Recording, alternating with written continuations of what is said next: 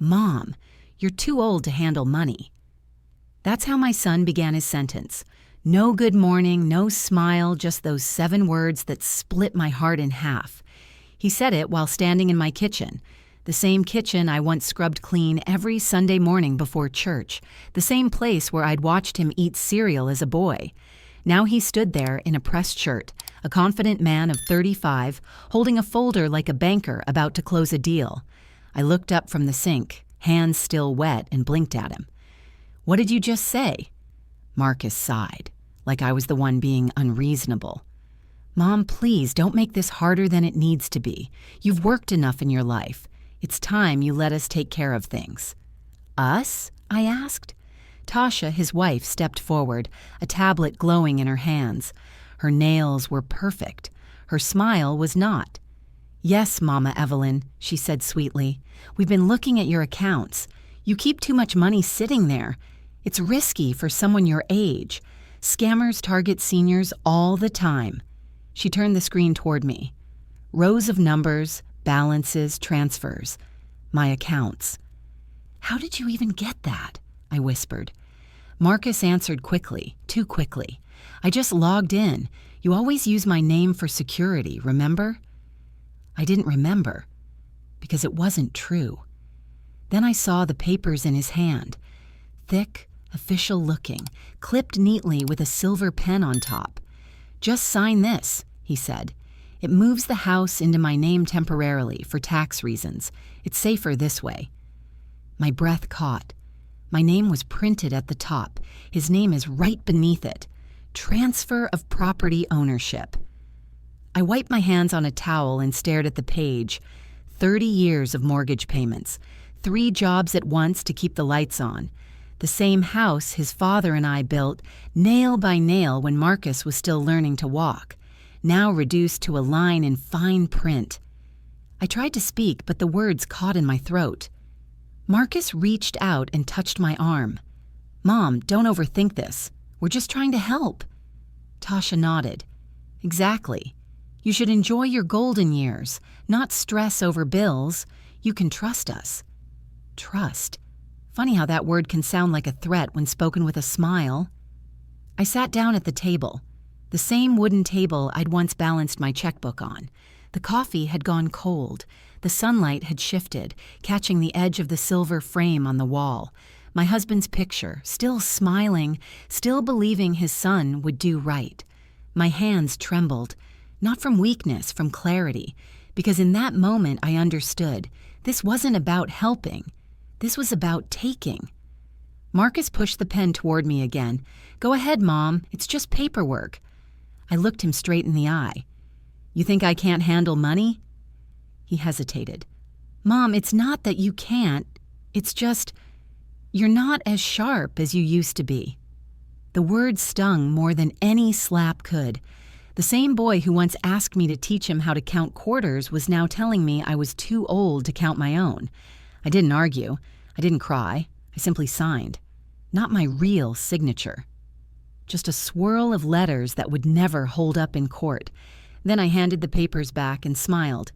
"There, you're in charge now." They both relaxed instantly, relief washing over their faces. Tasha leaned down and kissed my cheek. "You'll thank us one day." Marcus said, "We'll take care of you, Mom. Don't worry about a thing." When they left, the sound of their car faded down the driveway, replaced by the quiet ticking of the kitchen clock. The same clock that had survived every storm, every season, except this one. I sat there, staring at my reflection in the dark coffee pot, too old, too slow, too trusting. Then my eyes shifted to the cabinet above the fridge, the one no one ever touches. Inside was a small metal key, and downstairs, behind a box of Christmas ornaments, was a safe I hadn't opened in 10 years. Inside that safe waited an envelope sealed in wax, the handwriting still bold and familiar. For Evelyn, open only if someone ever tries to take the house. I pressed the envelope to my chest, feeling the paper's weight, and his memory with it. My husband had known. Somehow, he had known this day would come. So no, I wasn't too old to handle money. I was just old enough to know exactly what to do next. They thought they were protecting me. They thought they were clever. But what they didn't know was I owned the house. My name is Evelyn Carter, 68 years old, born and raised in Macon, Georgia. Widow for 10, mother of 1. I used to be an accountant. Nothing fancy, just steady work. Numbers made sense to me. They stayed where you put them. They never lied. People, though. People had a way of changing columns without asking. After my husband Robert passed from a heart attack, I thought my life had quieted down for good. He left behind a small pension, a half-paid mortgage, and this house, our pride and our burden. For months after the funeral, I couldn't walk into his office. His jacket was still hanging on the chair, the smell of Old Spice lingering like a ghost that refused to leave. I slept on the couch for a whole year because the bed felt too big, too empty. But grief doesn't pay bills, so I went back to work. Bookkeeping for a trucking company. Long hours, small checks, never once late. I remember the numbers as if they're still printed in my head. $38,425 paid off in 7 years. $712 a month, not counting insurance. Every cent I earned went straight into this house. When Marcus was little, he used to watch me count bills at the kitchen table. He'd clap when I balanced the books and ask, "Mama, when we finish paying, does the house belong to us forever?" And I'd say, "Yes, baby. When something's fully paid, no one can take it from you." I believe that. I built my whole life around that sentence. But time changes things, especially people who never had to fight for what they own. Marcus grew up smart, charming, and ambitious. I did everything to make sure he never felt the hunger or the shame I did. Private school, college loans paid on time. I even co-signed his first apartment lease in Atlanta. When his father died, I gave him the last $10,000 from Robert's savings to help with his new business. He called me a hero. He said, "You're the reason I can build something big." But somewhere along the way, build turned into take. Success made him distant, sharper around the edges. Phone calls became texts.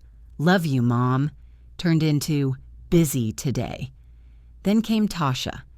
At first I liked her. Confident, well-dressed, always polite.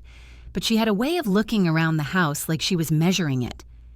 When I'd bake peach cobbler, she'd say, "You really shouldn't do that much sugar at your age." When I offered to pay for dinner, she'd laugh lightly and say, "Keep your money, Mama, you'll need it for medication." Little things. But little things build into cracks. I tried to ignore them. I told myself they were young, modern, just trying to help. But then I started noticing missing mail. Bank letters that used to come to me now redirected to Marcus's address. Once the utility bill arrived with his name printed beside mine. When I asked, he shrugged. "It's just easier that way." Maybe that's when the shift truly began. When helping became handling and handling became owning. Still, I kept quiet. Because silence to a mother feels safer than confrontation. You tell yourself it's love, when really it's fear. Fear of losing what little family you have left. Then came the day I found the unopened envelope from Robert in the safe, the one I'd forgotten existed. I remember sitting on the floor of the basement, light flickering from the bare bulb, dust swirling in the air like ghosts of every sacrifice I'd made. Inside the envelope was more than a document. It was a reminder of who I used to be. The woman who kept everything running when her husband's heart gave out, who worked overtime when her son was too young to understand what mortgage even meant. It said in Robert's handwriting, "Evelyn, this deed is yours alone. No co-owner, no transfer, no amendment without your consent." And at the bottom, in his familiar slant, "If anyone tells you you're too old, remind them who built the roof over their head." I folded the letter back carefully, the paper warm from my hands. A calm spread through me. Not anger, not sadness, just clarity. Marcus didn't know what kind of woman raised him. He saw an old lady, fragile and slow. but I saw the numbers. Every payment, every check, every receipt. And I knew the truth. I was never weak. I was patient. And patience, when sharpened, becomes strategy. That night, I poured myself a cup of tea, sat by the window, and started making a list, like I used to do at work. Column A, what they thought I didn't know. Column D, what I actually owned. By the time I finished, the list was longer than I expected. They had my kindness, they had my trust, but they didn't have my power, not anymore. This house isn't just where I live, it's where my whole life happened. Every corner has a story, and I can still hear them whispering when the nights get quiet. The scratch on the kitchen door frame? That's where Marcus carved his name with a fork when he was 6. I wanted to scold him, but Robert laughed and said, "Let him leave his mark. One day, we'll miss those scratches." The dent on the hallway wall. That's from the night I dropped a box of dishes after hearing Robert's diagnosis. He had laughed it off, said, "It's just a wall, Eve. We'll patch it." We never did. I kept that dent. I guess I wanted to remember what breaking sounded like. Even the floor knows my footsteps. The wood creaks differently under my weight now, softer, slower, like it's learned my rhythm. I sometimes wonder if the house ages with me. On Sundays, I still sit on the porch swing Robert built from old cedar boards. The paint is peeling, but it smells the same. Sun, dust, and time. That porch saw everything. Birthdays, broken hearts, thunderstorms, and one proposal that changed my whole life. It was there that Robert asked me to marry him, holding a paper ring he'd folded from a grocery receipt. We couldn't afford gold back then. He said, "I'll buy you a real one when the roof stops leaking." He never did, but the roof stopped leaking, and that was enough. After he passed, I used to sleep downstairs because I couldn't bear the silence of our room. The house felt too big for one heartbeat, but over time, it became my partner again. It sheltered me when the world moved on without asking. That's why seeing Marcus's name next to mine on that property form felt like a betrayal deeper than money. It wasn't just a house they wanted the last piece of Robert and me that still stood. When I looked at that document, I didn't see ink and signatures. I saw years. 30 years of early mornings, packed lunches, scraped savings, and grocery coupons. 30 Christmases of paying one more bill instead of buying gifts. 30 summers of watching the light move through these same windows and thinking, we did it. We kept it. I still remember the day the bank sent us the final statement. Robert opened it at the table, tears in his eyes. He said, "Eve, we're free. No one can take this from us now." I framed that paper, hung it right by the staircase. It's yellowed now, edges curling, but it still means something, more than any diploma or photo ever could. Marcus walked past that frame hundreds of times growing up. He used to touch it for good luck before school. I wonder if he even remembers that. Sometimes I stand at the foot of the stairs and look up, tracing the pictures along the wall. First day of kindergarten, graduation, wedding. Every smile on that wall was built on sacrifices he'll never truly know. When I think about losing this house, I don't imagine losing a roof. I imagine losing my husband all over again. I imagine losing the smell of Sunday biscuits, the creak of that floor, the sound of his laugh echoing through these rooms. That's what they're trying to take. Not just money, but memory. And the worst part? They don't even see it. They think they're being practical, smart, modern. But you can't calculate the worth of a home with numbers. You calculate it with heartbeats, with birthdays, with goodbyes. A few nights ago, I walked around after midnight, turning off lights one by one, touching each wall like I was checking for a pulse. When I reached the kitchen, I found the little crack on the tile floor, the same one Marcus made dropping his toy truck 25 years ago. I kneeled down and ran my fingers over it. Still there, still sharp. That's when I realized something. If I sign this house away, it won't just disappear. It'll stay standing. But it won't be mine. It'll be a body without a heartbeat, and I won't let that happen. I went back to my desk and opened the envelope Robert left again. His handwriting looked steadier than mine does now, as if time couldn't touch it. I read the line that mattered most. This house is not a building. It's a promise. That night, I finally understood. He wasn't just protecting property. He was protecting us. The life we built, the proof that it was real. So no, I'm not selling, signing, or surrendering anything.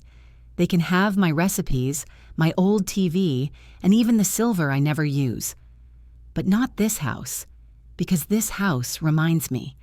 And I remember everything it took to keep it standing. The envelope had been sitting in that basement safe for 10 years, a decade of dust, silence, and waiting. When I pulled it out, my hands trembled like they used to when I first met Robert. The paper was yellowed at the edges, the wax seal still firm, marked with the faint imprint of his initials. R.C. It felt heavier than paper should, maybe because it carried everything I had forgotten about myself. I took it upstairs and placed it on the kitchen table, the same spot where Marcus had made me sign those transfer papers just hours before. The house was quiet again. Even the refrigerator hum seemed to stop. It was just me, the envelope, and the clock ticking on the wall. I didn't open it right away. I made a cup of tea first out of habit. Mint and honey, like Robert used to drink. Then I sat down, staring at the wax seal until the steam from the cup began to fade. When I finally broke it open, the wax cracked like a gunshot in the stillness. Inside, there were two things, a letter and a thin folder of legal documents. The letter was short, written in Robert's neat, deliberate handwriting. Evelyn, if you are reading this, it means someone has forgotten who built this home. This is the full deed. Your name, your signature, and mine. The title is transferred solely to you. No co-owner. No heir can claim it while you live. There's also a savings account in your name at First Southern Bank. Use it only if you must. If anyone ever makes you feel small, remember, you held this family together. You earned everything twice, once for them and once for yourself. Love, Robert. I read it 3 times before the words started to blur. Every sentence felt like a hand steadying my shoulder. He had known. He had seen how the world treats women like me. Gentle enough to love, but easy enough to dismiss. I opened the folder next. Inside was the official property deed, stamped and notarized, dated 2 weeks before he passed. At the bottom, his signature and mine, from a day I barely remembered. He must have had me sign it without telling me what it was. Typical Robert, always protecting me before I knew I needed protection. There was also a smaller envelope labeled Bank.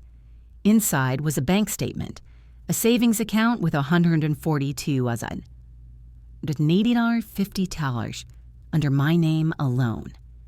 I hadn't known about it.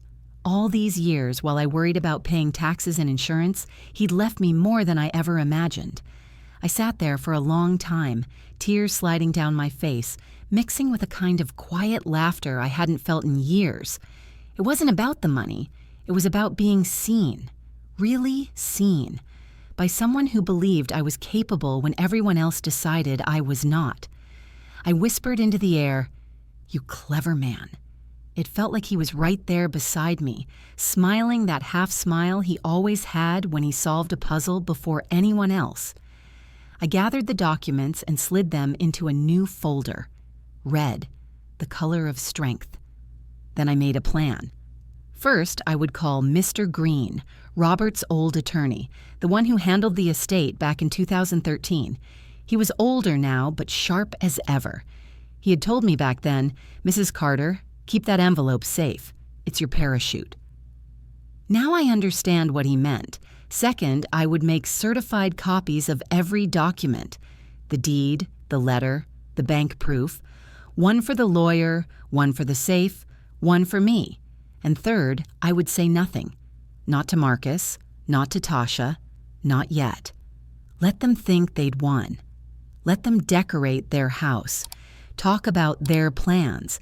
The quieter I stayed, the louder their mistakes would become. As I folded the letter one last time, I caught a faint scent. Robert's cologne, still clinging to the paper after all these years. It broke something in me, but not in a way that hurt. It reminded me that love, the real kind, doesn't vanish when someone dies. It leaves instructions. Outside, the wind started to pick up, shaking the pecan tree in the yard. Leaves fluttered against the window, soft and restless, like whispers from him. I looked out at the branches and said quietly, "Don't worry, Robert. I'm not done fighting." For the first time in a long time, I didn't feel small. I didn't feel afraid. I felt steady, like the house itself. They thought I was too old to handle money, but Robert knew better. And now I had proof. It didn't take long for them to realize something was off. 3 days after I signed the papers, Tasha called. Her voice was sugary as always, but the edges were sharp. "Hey, Mama Evelyn, I just spoke to the bank and they said the property transfer hasn't gone through yet. Do you know why?" I smiled into the phone. "Oh? Maybe the paperwork got delayed. You know how slow things move when you're my age." There was silence. I could almost hear her grinding her teeth. "Well, could you check with the county office? Marcus says it's important to get it processed before the end of the month." "Of course, sweetheart," I said, stirring my tea. "I'll look into it Monday." It was Thursday. That evening, Marcus showed up unannounced. He didn't knock, just walked in like it was already his house. He was sweating, nervous in a way I hadn't seen since he was a teenager, caught sneaking out after curfew. "Mom, we need to talk," he said. I closed my book and looked up. "About what, darling?"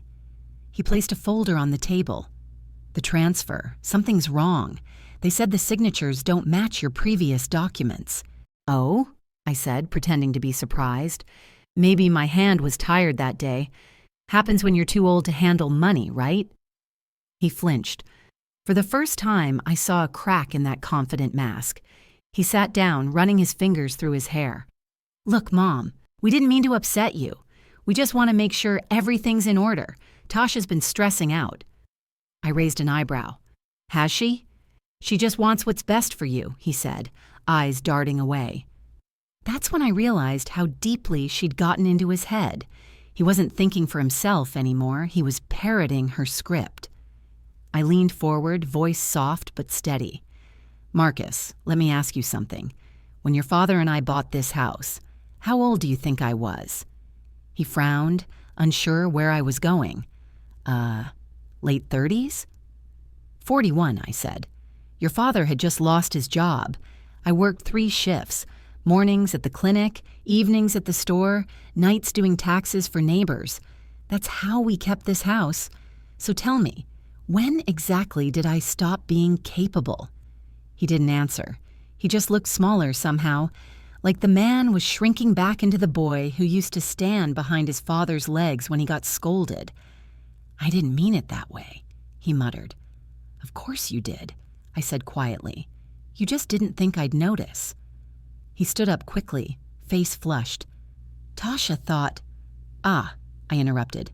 "There it is. Tasha thought. Not you." His mouth opened, then closed again. Before he left, he said, "We'll figure it out. I just hope this doesn't ruin things between us." I smiled. "Marcus, nothing ruins a bond faster than greed. But don't worry. I've learned how to protect what's mine." After he left, I sat in the silence again. The house felt alive, alert, like it could sense the storm brewing. 2 days later, the real storm arrived. Tasha showed up at my door with papers in hand and fury in her eyes. "You lied to us," she snapped. "You said you signed everything, but the lawyer says you changed ownership years ago. This house isn't even in your husband's estate." I folded my arms. "That's correct." She blinked, thrown off by my calm. You planned this?" I took a slow breath. "No, dear. I simply followed the plan my husband left for me. He believed in being prepared. Her face twisted. You're manipulating Marcus. He's trying to help you, and you're turning him against his own wife. Help? I repeated softly. By taking my home? By deciding I'm too old to live my own life? She took a step back, realizing how her words sounded out loud. I continued, if you and Marcus want a house, build one. If you want security, earn it. But this place, these walls, were never yours to take. For a moment, she didn't speak. The only sound was the clock ticking on the wall and the wind rattling the window panes. Then she whispered, "You'll regret this." I smiled. Maybe, but not as much as you will. She stormed out, slamming the door hard enough to shake the picture frames. Robert's photo wobbled but stayed upright. I took that as a sign. Later that night, Marcus texted me, "Tasha's upset. Maybe you should apologize. This is getting out of hand." I looked at the message for a long time, then typed back, "I already did my part for 30 years. You're an adult now. Handle it." Then I turned off the phone, poured myself another cup of tea, and looked out the window. The porch light flickered in the dark. For the first time in years, I didn't feel like the one being cornered. They were the ones panicking now, and the game had only just begun. The morning after Tasha's outburst, I woke up before sunrise. The house was quiet. Too quiet. That kind of silence doesn't feel peaceful. It feels like a question waiting to be answered. I brewed coffee the way Robert used to, strong and dark, then pulled out the red folder from the drawer. Inside were the deed, the bank statement, and Robert's letter. I looked at them and whispered, "It's time."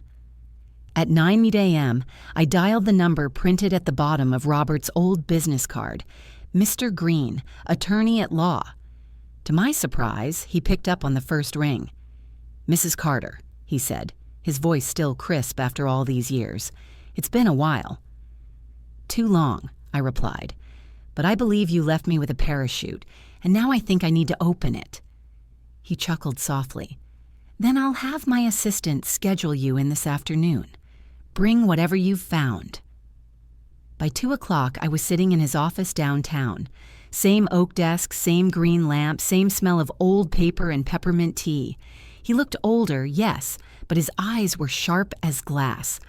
When I handed him the red folder, he scanned the papers carefully, his eyebrows slowly lifting. "You realize what you have here, don't you?" he asked. "I know it's my safety net," I said, "but I don't yet know the name for what they're trying to do." He tapped the deed gently. "The term is financial exploitation of the elderly. It's more common than people think, especially when families are involved." He leaned back. "If they tried to force your signature, that's attempted fraud. If they accessed your accounts without consent, that's a federal offense." For the first time, someone said the words I'd been too afraid to say out loud. Fraud, exploitation, not misunderstanding, not family drama, crimes. My chest tightened, not from fear, or from relief. Finally, the world had a vocabulary for my pain. Mr. Green continued, "You did well keeping everything documented. I'll file a notice with the county clerk to block any transfer attempts. We'll also flag your property as non-transferable without legal verification." He handed me a new folder. "Keep this copy with you at all times. And Evelyn, don't warn them. Let the system speak." I nodded. "I've stayed quiet my whole life. Silence doesn't protect you. It just feeds the wolves." He smiled. "I see you've learned the hard part." Before I left, he added, "If things escalate, I can refer you to an advocate at the Elder Protection Center. They specialize in financial and emotional abuse cases." I thanked him, clutching the folder like armor. On my way home, I stopped by a cafe near the courthouse, a small, warm place with creaky floors and the smell of cinnamon rolls. That's where I ran into Gloria, an old coworker I hadn't seen in years. "Evelyn Carter? Lord, it's been forever," she said, hugging me tight. Her hair was gray now, but her voice hadn't changed a bit. Over coffee, I told her what happened. Not every detail, but enough. She listened quietly, eyes soft but burning with anger. "You know what that is, right?" she said. "That's financial abuse and emotional control. Happens more than people admit." She pulled out her phone and showed me a website, Georgia Elder Justice Alliance. I read the tagline, "Protecting those who once protected us." For the first time in months, I didn't feel alone. There was a whole system, a whole network built for people like me, women who'd given everything to family and were repaid with betrayal. Gloria squeezed my hand. "You didn't raise him to be this way, but you can teach him what consequences look like." Her words hit deep. Not revenge, consequences. That night, back home, I sat at my desk and began a new list, title, Evidence Log. The fake transfer papers Marcus brought. The bank access notice dated before my consent. Text messages from Tasha about deadlines. The audio from my security camera near the porch. It had caught her yelling. Each item was a nail in the coffin of their lies. I saved copies to a flash drive, sealed the red folder in the safe again, and locked it. Then I turned off the lights and stood by the window, watching the streetlights glow over the pecan tree. Robert used to say, "You can't control the storm, Eve, but you can build a stronger roof." Well, I had built one. This house, this plan, this calm. And now I was about to make sure the storm hit the right people. 2 weeks of silence. That's how long it took before the next strike came. I should have known it wouldn't end quietly. When people lose access to your wallet, they start seeing you as the enemy. It was a Monday morning when the doorbell rang. Outside stood Marcus, suit pressed, jaw tight, and a man in a gray blazer holding a briefcase. Behind them, Tasha leaned against the car, arms crossed, sunglasses hiding her eyes. "Mom," Marcus began, voice stiff, "this is Mr. Hillman. He's helping us straighten out some legal confusion about the property." I smiled politely. "Legal confusion? That sounds serious." Mr. Hillman cleared his throat. "Mrs. Carter, I'm representing your son and his wife. They've expressed concern that you may be struggling to manage your finances. Given your age, they're suggesting a guardianship arrangement, purely for your protection." I looked him straight in the eye. "Guardianship? That's when someone else gets to make my decisions, right?" He nodded, perhaps relieved I knew the term. "Only financial, of course. It's a safety measure." I folded my hands on the table. "Safety for whom, Mr. Hillman?" He hesitated. "For you, ma'am." I said. "Then why does it sound like it benefits them?" Marcus shifted uncomfortably. "Mom, this isn't what it looks like. It's just temporary until things stabilize." "Until what stabilizes?" I asked softly. "My signature? My independence? Or your sense of entitlement?" His face flushed. Tasha called out from the porch, "Evelyn, stop twisting it. We're just trying to protect family assets before you make mistakes." I laughed. "The only mistake I see is you thinking I'm scared." Mr. Hillman tried to maintain professionalism.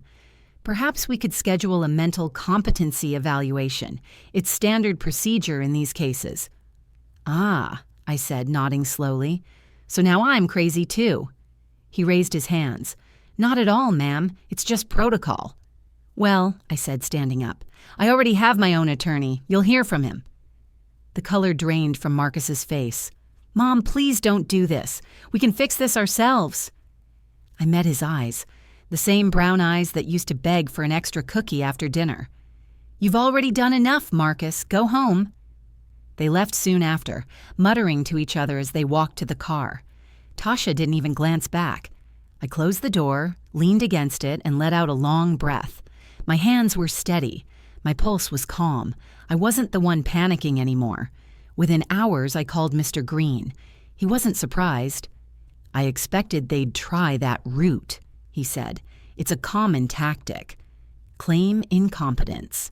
Seize financial control. Don't worry, we'll handle it." He arranged for a licensed psychologist, one who specialized in elder assessments, to meet me at his office that Friday. We did the tests, the interviews, and even a memory recall exercise. I passed everyone. When she finished, the doctor smiled. Mrs. Carter, your mental clarity is excellent. I wish half my younger clients were this sharp. Mr. Green handed me a certified copy of her report. Keep it safe. We'll submit it to the court preemptively. That way, if they file anything, it dies before it breathes. That night, I sat on the porch swing, the cool Georgia air brushing against my face. I watched headlights pass on the distant road, imagining Marcus and Tasha arguing in the car. They were probably blaming each other for messing it up. And maybe they were right, because nothing exposes guilt faster than fear of losing power. The next morning, I received an email, unsigned, but I recognized Tasha's phrasing immediately. You're making a fool of yourself, Evelyn. People will think you've lost it. If you keep pushing, we'll have no choice but to go public about your mental state. I smiled. They were still trying to use shame as a weapon. What they didn't know was, shame only works when you believe you've done something wrong. I forwarded the email to Mr. Green, who replied within 5 minutes. Perfect. We'll add harassment and coercion to the file. That evening, I changed the locks. A new set of polished brass keys. Lighter, cleaner, mine. As the locksmith finished, he handed me the key and said, "Feels good, doesn't it?" I nodded, like breathing new air. When he left, I stood in the doorway holding the key up to the light. The house felt different now, safer, stronger. For years, I'd believed keeping the peace meant keeping the door open. Now I knew better. I whispered to the empty hallway, "You picked the wrong old woman." The next battle would be theirs to lose, and I had every intention of watching it happen. For years, I kept my problems behind closed doors, because that's what women of my generation were taught to do. Keep quiet, keep peace, keep the family together, even if it kills you inside. But silence doesn't heal anything. It just keeps the wound open. After the guardianship visit, I knew I needed to turn my fear into evidence, so I started building a file, my own kind of fortress. Every morning after I walk around the garden, I'd sit at the dining table with my laptop and a cup of mint tea. I titled a folder on my desktop, The Carter Case. Inside it, I kept everything. PDFs of the fake transfer papers Marcus gave me, screenshots of every text message from Tasha, her manipulative words sugar-coated with love, audio clips from my porch camera, the night she yelled, "You'll regret this!" A timeline of every visit, every call, every attempt to make me feel confused. Mr. Green told me, paper trails win battles. So I made sure mine was long enough to stretch across the county courthouse. But collecting proof wasn't enough. I needed to understand what I was really fighting. That's when I remembered the website Gloria had shown me, the Georgia Elder Justice Alliance. I joined one of their Tuesday evening meetings at the community center downtown. The room was full of women, widows, grandmothers, retired nurses, teachers, all with stories that sounded too familiar. A woman named Dorothy, 73, said her daughter forged her name on a loan. Mrs. Lee, 65, was kicked out of her own condo by a niece managing her finances. When it was my turn, I stood up and simply said, "They told me I was too old to handle money." Half the room nodded. No one looked shocked. That was the moment I realized my story wasn't an exception. It was a pattern. The group leader, a kind woman named Patricia Holmes, took my hand and said, "Evelyn, what you're describing is financial abuse. But more than that, it's identity theft of the soul. They're trying to make you believe you've already disappeared." Her words hit deep, because that's exactly what it felt like being erased in slow motion. Patricia encouraged me to state their newsletter, Voices of Dignity. She said, "When you tell your story, you hand someone else a map out of the dark." So I did. I wrote about my house, about Robert, about the envelope that saved me. When they published it online, I didn't expect anyone to read it. But the next morning, my inbox was full. Messages from women across the state. My son tried to do the same thing. I thought I was alone. You gave me the courage to speak up. I sat there reading every message, tears in my eyes, realizing that what started as survival was turning into solidarity. Later that week, Patricia called. "There's a public hearing next month about elder financial protection laws," she said. "Would you consider testifying? Your story could help." The old me would have said no, too shy, too scared of causing trouble. But the woman holding Robert's letter in her drawer had already changed. "I'll think about it," I said. But even as I spoke, I already knew the answer. That night, I went through my file again, labeling everything neatly. Tab A, Documents. Tab B, Communication. Tab C, Emotional Manipulation Evidence. Tab D, the Medical Competency Report. It looked professional, like something you'd see in a lawyer's office. And maybe that was the point, to remind myself that I wasn't just a victim in someone else's drama. I was the lead witness in my own case. Before bed, I wrote one more note and taped it inside the folder. True love is not about control, it's about respect. I thought of Marcus then, my son, my little boy with the missing front tooth, who once said he wanted to grow up and buy me a big house. I wondered when exactly he forgot that love isn't a transaction. I don't know if he'll ever remember, but I do know this. He's about to learn that mothers who survive everything, grief, debt, and silence, don't go down quietly. The next morning, I printed an extra copy of my file and left it with Mr. Green. "Just in case anything happens to me," I said. He looked at me and smiled, proud. "You've built quite a record, Mrs. Carter." "No," I said softly, closing the folder. "I've built proof that I'm still here." The courthouse in Fulton County smells like floor polish and old paper, sharp, sterile, and unforgiving. I'd been there once before, decades ago, when Robert and I finalized the deed to our home. Back then, the walls felt tall and noble. Now they just felt tired, like they'd seen too many families tear themselves apart over things that once meant love. Marcus and Tasha were already seated when I walked in. He wore a navy suit that didn't quite fit. She clutched a designer purse like a shield. When Tasha saw me, her mouth tightened. Marcus avoided my eyes. Mr. Green greeted me at the doorway. "Remember," he whispered, "facts, not fury." I nodded. I'm long past fury. We took our seats. The judge, a calm woman in her 50s, adjusted her glasses and looked at the file in front of her. Case number 2158, Carter versus Carter. Petition for guardianship due to alleged mental incompetence of Mrs. Evelyn Carter. Her eyes lifted to me. "Mrs. Carter, do you understand the reason you're here?" "Oh, I understand perfectly," I said. "My children think I've lost my mind because I refuse to give them my house." A few people in the gallery chuckled softly before the judge tapped her gavel. "Let's stay professional," she said.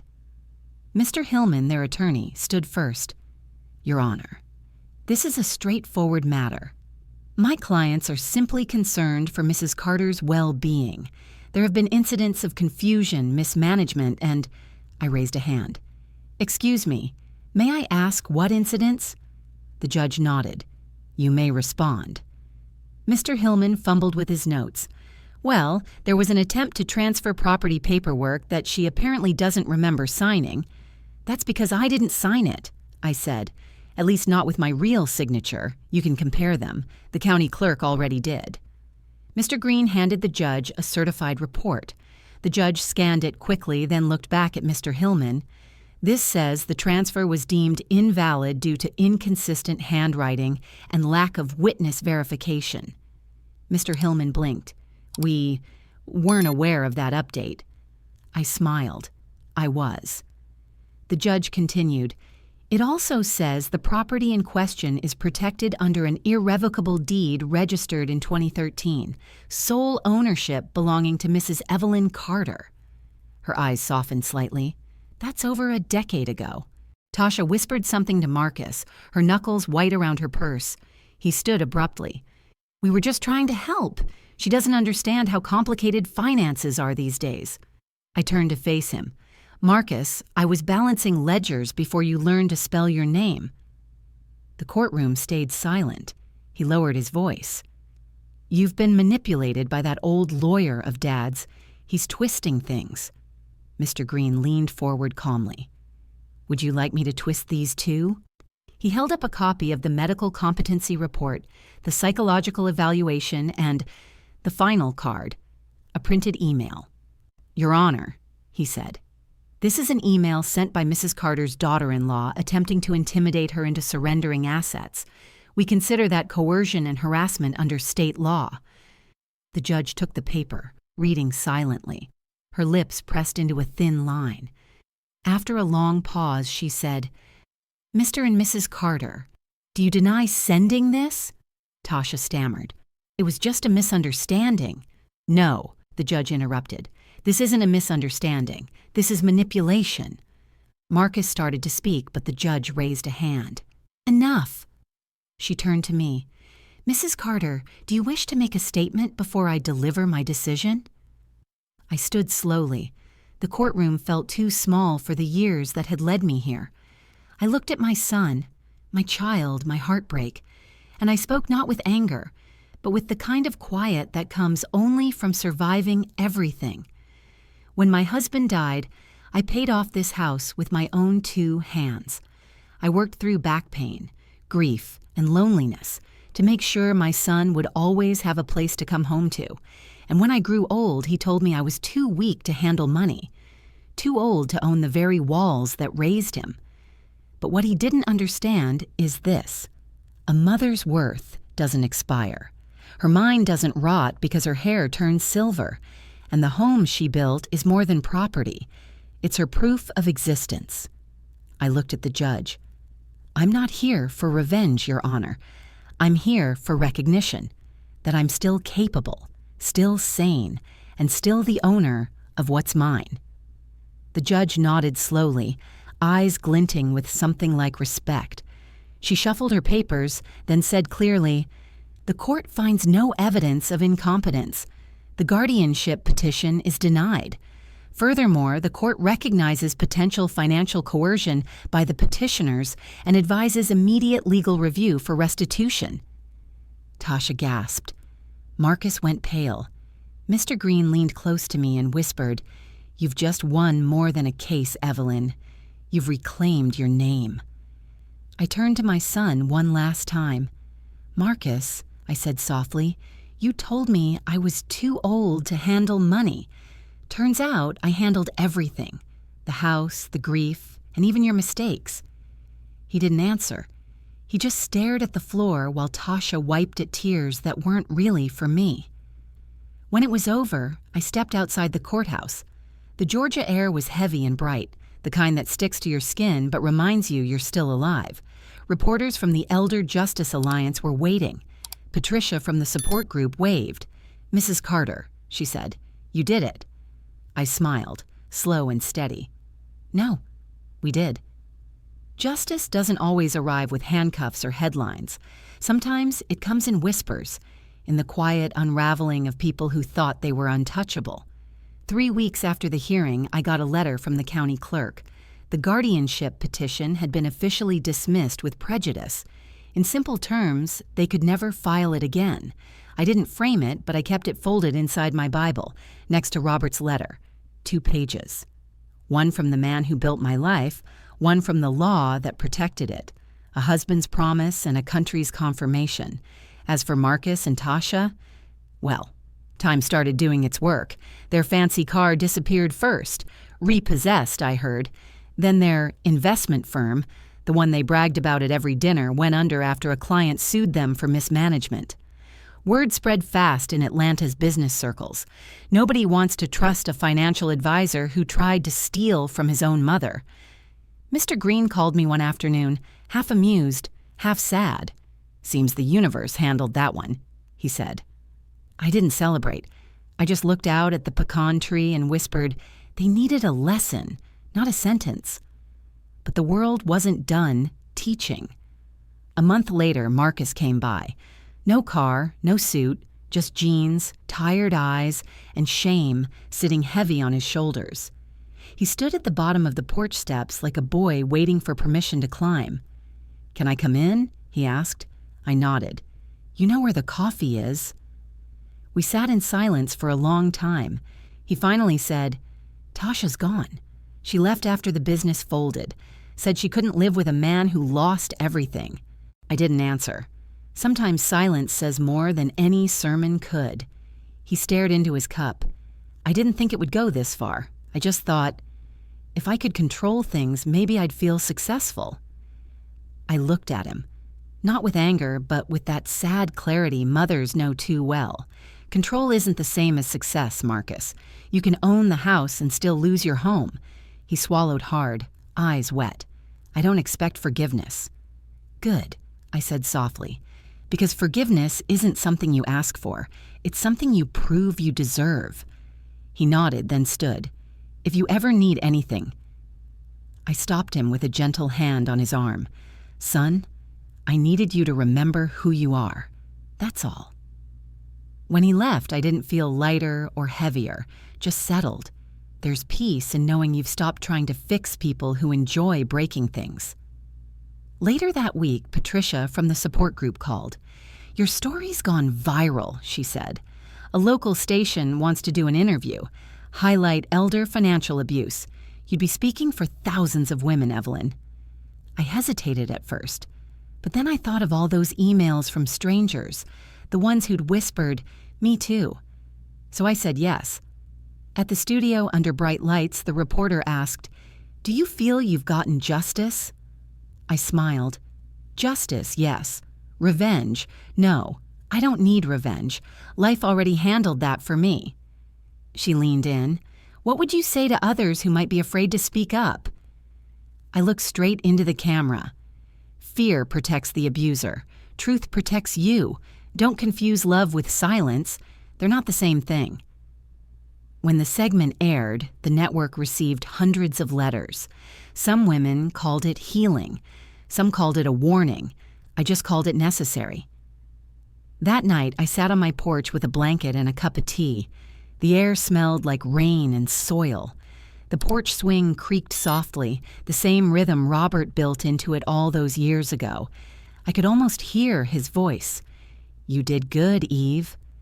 Down the road, the old mailbox rattled in the wind. Inside, tomorrow's mail waited. Bills, maybe a letter, maybe nothing. But for the first time in a long time, I wasn't afraid of what it might bring, because the worst had already come and gone, and I was still standing, steady as the house itself. 6 months have passed since the hearing. Sometimes I still wake up at dawn expecting a phone call, a knock on the door, a new battle waiting. But most mornings now, the only sound is birdsong, the kind of quiet that feels earned. The house feels different too, lighter. Not because anything changed, but because I did. I repainted the living room by myself, soft cream instead of the tired beige Robert chose years ago. His photo still hangs above the mantel, but now it's surrounded by new pictures. Me at the Elder Justice fundraiser, the women from the support group, Gloria laughing with her coffee cup. The house no longer feels like a museum of pain. It feels alive again. Every Wednesday, I volunteer at the community center downtown. Patricia calls it the Dignity Desk. It's just a folding table by the entrance. But to us, it's a lifeline. Women, and sometimes men, stop by to ask questions about wills, guardianship, bank safety. I tell them what I learned the hard way. Keep your own copies.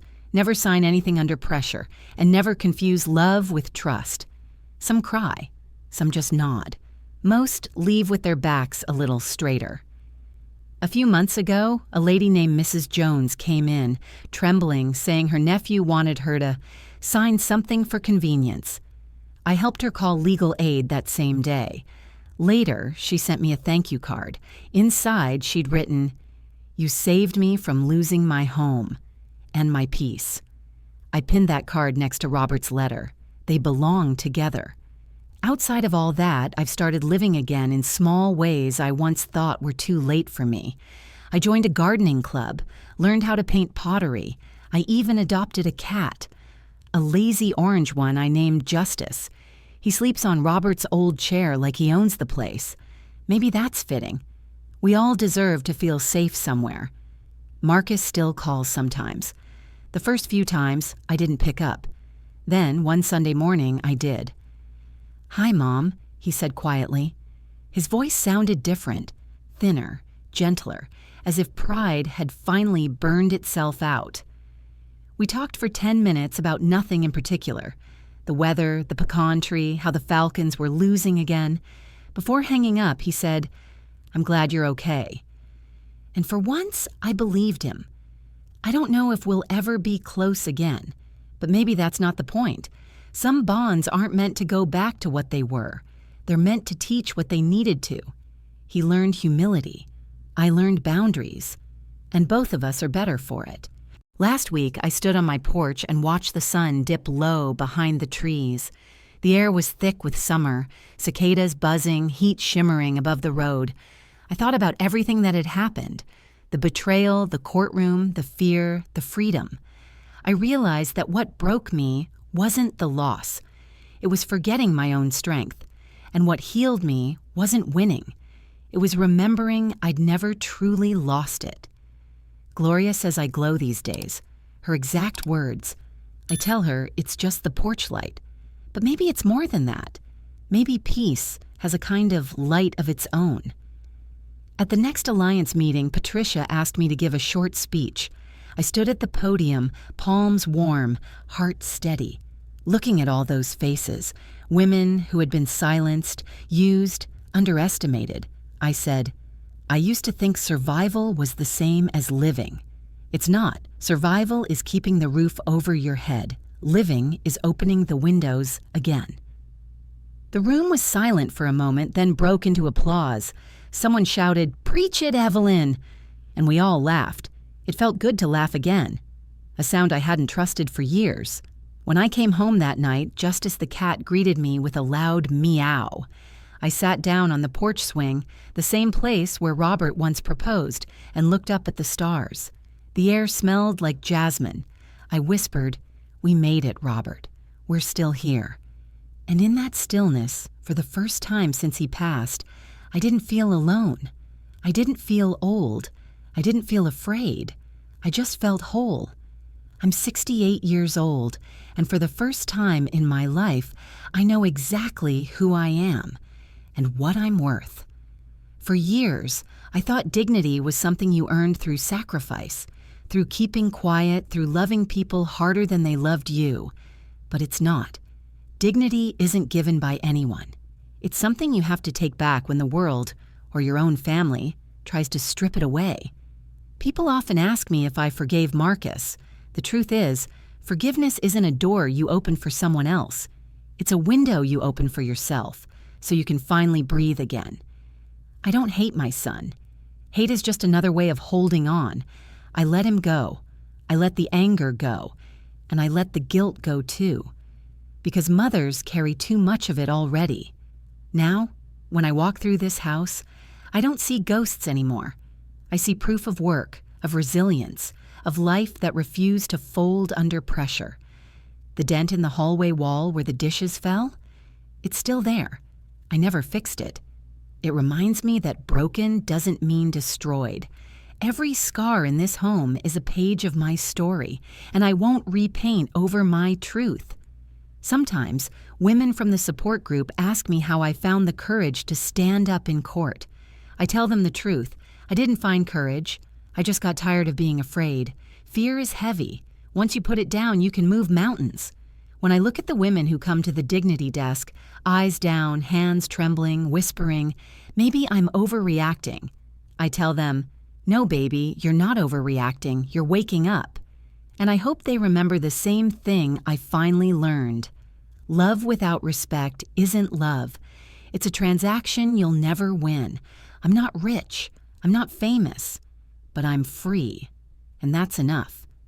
Sometimes I think of Robert sitting on this porch, his hand warm over mine, saying, "One day this house will outlive us both." He was right. But what he didn't say, what I had to learn myself, was that the house would only stay alive if I did too. Now, it's not just wood and walls. It's a testimony. Every creak, every beam, every photograph on the wall says, "She didn't back down." Before I go to bed, I still whisper a prayer, not for protection anymore, but for gratitude, for the lessons, even the hard ones, for the women who stood beside me when the world said I was too old, for the strength to know that growing old is not a weakness. It's proof you survived. And if anyone watching this has ever been told they're too old, too weak, too much, or too late, listen to me. You are none of those things. You are seasoned, not spent. You are proof that endurance is a kind of elegance. And the years that tried to silence you have in fact been sharpening your voice. So if you're sitting there tonight staring at a pile of papers you don't understand, wondering whether you're losing control, stop. Take a breath. Call someone. Ask questions. Protect what's yours. Because silence won't save you. Action will. And every step toward standing up for yourself is a step toward peace. As for me, I'll keep teaching, keep showing up, keep living in this house until the pecan tree outside finally grows taller than the roof. Maybe one day someone else will sit here, read my story, and feel a little less alone. Until then, I'll be right here, on this porch, under this Georgia sky, sipping my tea, petting Justice the cat, and smiling at how far I've come. Because freedom isn't loud, it's quiet. It's the sound of your own heartbeat, steady and sure, after years of holding your breath. I am Evelyn Carter, 68 years old. And finally, I understand. True love has no price tag, and freedom, never a gift too expensive. Now tell me, if you were in my place, what would you have done?